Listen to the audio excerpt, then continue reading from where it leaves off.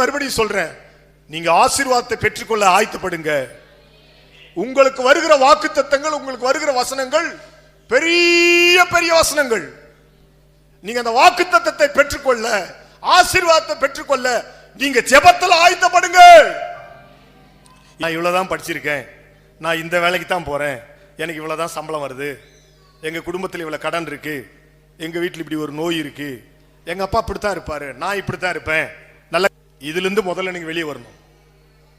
ஒரு ஆண்டவருடைய பிள்ளை, ரட்சிக்கப்பட்டு ஞானஸ்தானம் எடுத்த பிள்ளை, ஆண்டவர் கொடுக்கிற ஆசீர்வாதத்தை சுதந்திரிக்கணும்னா உன் மனசு மாறணும், உன் சிந்தனை மாறணும், நீ பார்க்கிற பார்வை மாறணும். என் ஆண்டவர் மகா பெரியவர், என்னை இப்படி வைக்க போறதில்ல, என்னை ஆண்டவர் வேறு இடத்துக்கு கொண்டு போக போகிறார், என்னை வேற லெவல்ல மாற்ற போகிறார், என்னை மற்றவர்களுக்கு ஆசீர்வாதமாய் வைக்க போகிறார்.